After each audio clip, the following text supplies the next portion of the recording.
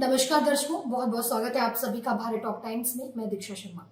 आज एक ऐसे विषय पर हम बातचीत करेंगे जिस प्रॉब्लम से आप भी जूझ रहे होंगे या आपका कोई अपना जूझ रहा होगा, और वो प्रॉब्लम है फंगल इन्फेक्शन की।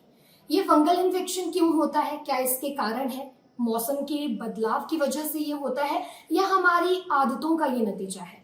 इन सभी प्रश्नों का जवाब ढूंढेंगे डॉक्टर हितेंद्र शर्मा से, जो कि डर्मेटोलॉजिस्ट हैं, और उनसे जानेंगे कि आखिर फंगल इन्फेक्शन किस किस तरह से होता है और इससे किस तरह से बचाव किया जा सकता है। सबसे पहले स्वागत है सर आपका। नमस्कार जी, मेरा नाम डॉक्टर हितेंद्र शर्मा है।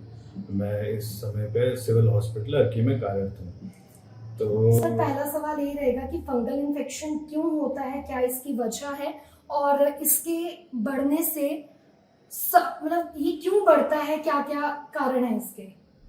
देखिए, जो फंगल इन्फेक्शन है एक तरह का जो हमारी स्किन है या चमड़ी है उसकी ऊपरी सतह में होने वाला इन्फेक्शन है, जो कि फंगस से होता है। जैसे इसके नाम में है कि फंगस है, तो फंगस जैसे आपने देखा होगा ना कि जैसे अपनी बरसातों में जैसे खाना पड़ा रहता है या ब्रेड पड़ी रहती है तो उसके ऊपर फफूंद नहीं लग जाती, देखिए हमें काली काली सी फफूंद होती है या मोल्ड बोलते हैं इसको। तो वैसा ही सिमिलर तरह का ऑर्गेनिज्म होता है या सिमिलर तरह का पॉजिटिव चीज है, इसको फंगस बोलते हैं। तो कुछ फंगस नॉर्मली हमारे जैसे मशरूम भी एक तरह की फंगस है, अगर आप देखें तो फंगस अलग अलग तरह की होती है। तो ये ऐसी फंगस है जो हमारे शरीर को ऊपरी सतह को इन्वेड करती है, मतलब वहां पे आके ठहर जाती है और निशान डालना शुरू करती है।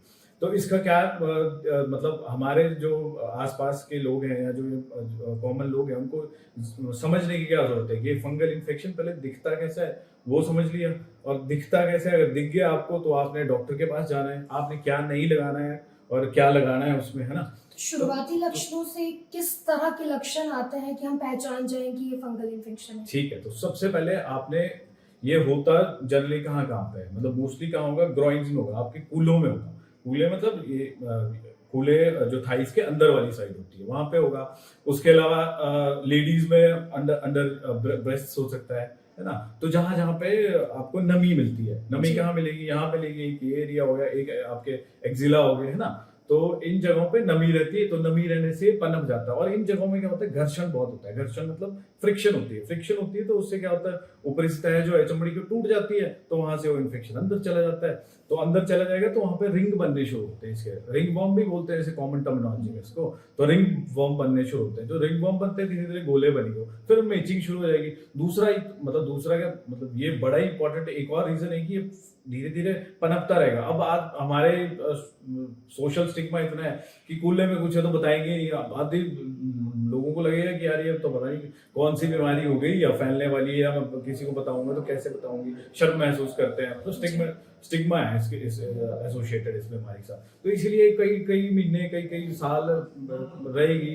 तो अब पेशेंट क्या करते हैं, लोग क्या करते हैं ज्यादातर कि जाएंगे सेल्फ मेडिकेट करते हैं, उनको जाएंगे कि केमिस्ट के पास कि जी कूल्हे में खारिश है, दवाई दे दो, है ना। तो अब केमिस्ट ना वो दिखाएंगे तो ऑब्वियसली नहीं दिखाएंगे, उनको भी थोड़ा आइडिया उनको भी होता है, ऐसा नहीं है, पर दिखाएंगे तो दे देंगे दवाई कि ले लो आप लगा लो इसको। तो उसमें ज्यादातर जो क्रीम्स होती है ना, जैसे कि मैंने यहाँ पे भी लिख रखी है कि बेटनोवेट होती है, आपकी पैंडम होती है, फोर्डम होती है, कीटोफ्रेश सिटी होती है, ये सारी इनमें क्या है, ये समझो आप खिचड़ी है एक तरह की कि जितनी भी हमारे पास दवाई है ना सारी मिक्स कर दी, पर उसमें स्टीरॉइड भी है, तो 4-5 मिक्स करके दे दी। तो उससे क्या होगा, स्टीरॉइड क्या करता है, 4-5 दिन तो ठीक करेगा वो बीमारी को, आपने लगाई घर जाके 4-5 दिन ठीक करी, फिर जब उसके बाद होगी तो डबल होके निकलेगी, ट्रिपल होके निकलेगी, मतलब और बढ़ जाएगी। तो स्टेरॉइड क्योंकि हमारी जो लोकल इम्यूनिटी है वो खत्म कर देता है धीरे धीरे बीमारी से लड़ने की क्षमता। 4-5 दिन तो ठीक करेगा पर इम्यूनिटी खराब कर देगा। तो अब क्या होता है, जनरली मान लो ये कूलों में हुई, कूलों में रहनी थी, पर धीरे धीरे क्या हुआ, आपने स्टीरॉइड लगाए, क्रीम में लगाए, लगाते रहे, तो वो बीमारी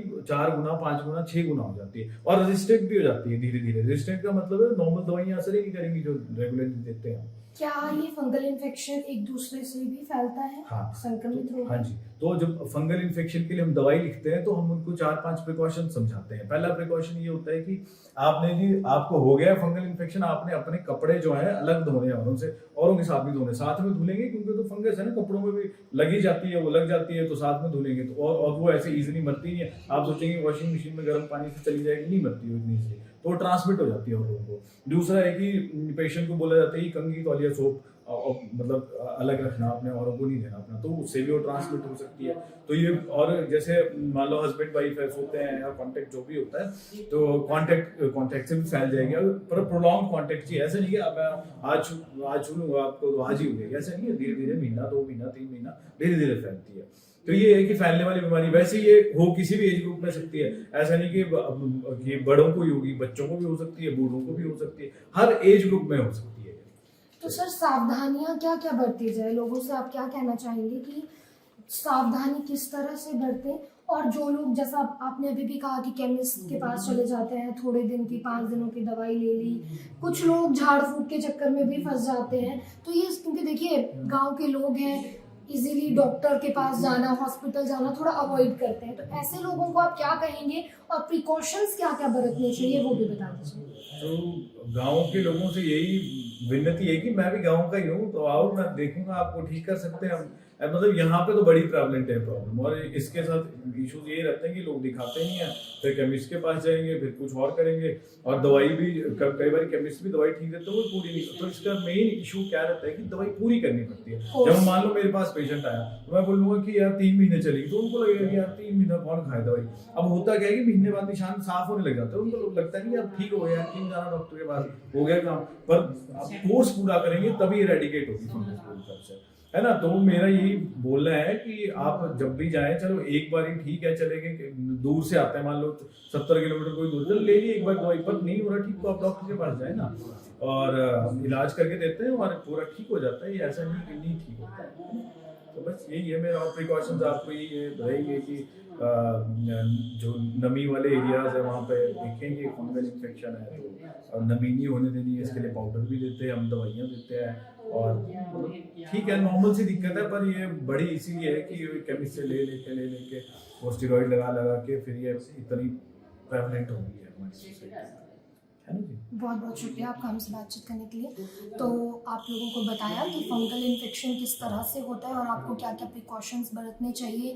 बिल्कुल भी लापरवाही नहीं करनी चाहिए। अगर आप भी इस प्रॉब्लम से जूझ रहे हैं तो कोशिश कीजिए कि हॉस्पिटल आइए, डॉक्टर्स बैठे हैं, आपके नज़दीकी कोई भी हॉस्पिटल है, लेकिन कोशिश यही कीजिए कि नॉर्मल अगर आप केमिस्ट के पास जा रहे हैं तो 2-3 दिन की बजाय प्रॉपर डॉक्टर से प्रॉब्लम दिखाइए, शर्माइए मत, क्योंकि डॉक्टर साहब ने भी कहा कि लोग जो हैं वो हिचकिचाते हैं, खासतौर पर महिलाएं हिचकिचाती हैं। वो झिझक नहीं होनी चाहिए, क्योंकि आप लोगों ने सुना भी होगा कि डॉक्टर्स जो है वो आपकी दूसरा भगवान होता है और आपकी प्रॉब्लम को सॉल्व करने के लिए बैठे हैं। तो हिचकिचाना बिल्कुल भी नहीं है, अपनी प्रॉब्लम बतानी है, और कोशिश कीजिए कि जो कोर्स है उसे भी कंप्लीट कीजिए। जैसे डॉक्टर साहब ने कहा कि कुछ लोग कोर्स दवाई लेने भी आते हैं लेकिन फिर दोबारा वापस नहीं आते, थोड़ा सा ठीक हो जाता है लेकिन 2-3 महीने बाद उनको वो प्रॉब्लम फिर से होनी स्टार्ट हो जाती है।